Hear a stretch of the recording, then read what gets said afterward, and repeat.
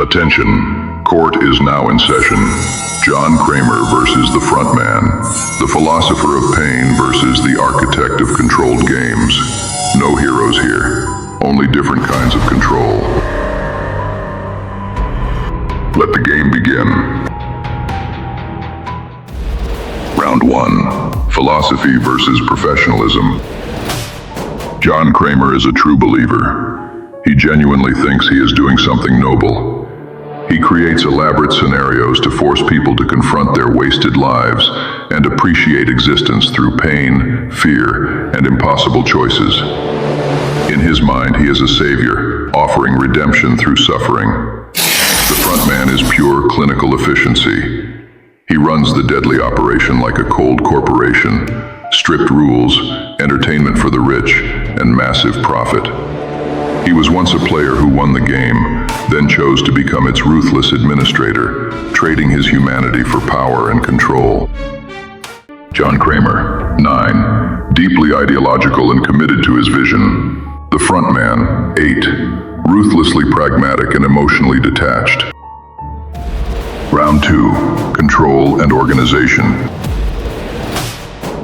John Kramer operates like a ghost. Even while dying in a hospital bed, he meticulously designs complex personal traps that target specific individuals, often planning every detail years in advance. His games are intimate, psychological, and deeply personal. The frontman commands an enormous operation involving hundreds of staff, VIP guests, and thousands of desperate players. He maintains absolute authority over a massive, chaotic system, handling emergencies, security breaches, and logistics with cold, machine-like precision, while remaining completely invisible. John Kramer, 8, master of intimate psychological scenarios. The frontman, 10, exceptional large-scale operational control. Round 3, psychological manipulation. John Kramer forces people to confront their deepest flaws through elaborate high-pressure situations and so-called moral tests. He actually believes he's some kind of savior, offering redemption through suffering. The frontman doesn't bother with such delusions.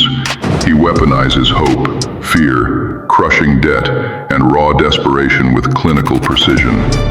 He understands human weakness better than anyone and exploits it perfectly, not for philosophy, but for entertainment and cold profit. John Kramer, 9, master of personal psychological pressure. The frontman, 10, superior at large-scale behavioral manipulation. Round 4, adaptability and intelligence. John Kramer demonstrates exceptional long-term vision. Even while seriously ill, he meticulously plans his elaborate scenarios years in advance and builds complex contingency systems that allow his work to continue long after he is gone, through carefully prepared recordings and backup arrangements. The frontman, by contrast, excels at real-time adaptability. He maintains total command over a massive and unpredictable operation, instantly handling sudden crises, managing large numbers of people, and keeping everything under flawless control, even when chaos erupts around him. John Kramer, 9, exceptional long-term strategist. The frontman, 9, elite real-time operator and crisis manager. Round 5, personal background and motivation. John Kramer turned his own devastating personal tragedy and terminal illness into a dark, personal mission. He became convinced that he could improve people by forcing them through extreme, life-threatening experiences, believing he was giving them a chance to appreciate life and change for the better. The frontman, on the other hand, was once a desperate participant who survived and won the deadly game. Instead of walking away, he made a cold, calculated choice to join the system, rising through the ranks until he became its ruthless administrator, willingly trading his freedom and humanity for power, status, and total control. John Kramer, 9, driven by personal tragedy and twisted idealism. The frontman, 8, driven by calculated ambition and pragmatism. Round 6, cultural and global impact. John Kramer and his creations became a global horror phenomenon in the mid-2000s. His games and philosophy helped shape an entire wave of psychological horror entertainment, influencing films, TV shows, and even real-world discussions about justice and human behavior for years.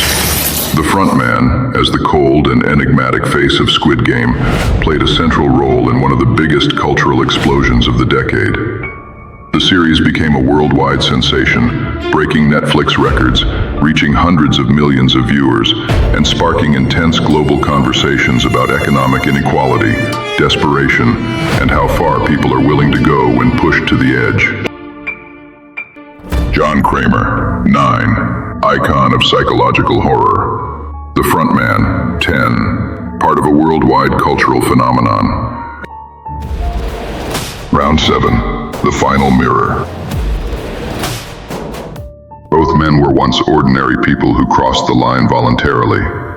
John Kramer was a brilliant engineer and architect who lost his unborn son and his faith in humanity after the medical system failed him. He turned his pain into a mission. The frontman was a decorated police detective whose younger brother participated in the Squid Game. Instead of saving him, he chose to win the game himself, then became its ruler. What unites them is terrifyingly simple. Both started as people who should have protected life, but instead chose to design systems that destroy it. One became a self-appointed teacher of life through agony. The other became a cold executive who profits from it. They are not opposites. They are two faces of the same arrogance, the belief that they have the right to play God with other people's lives. John Kramer, 9, self-righteous philosopher. The frontman, 9, cold professional administrator. Final score. John Kramer, Jigsaw, 62. The frontman, 64. Winner, the frontman. Game over. Subscribe.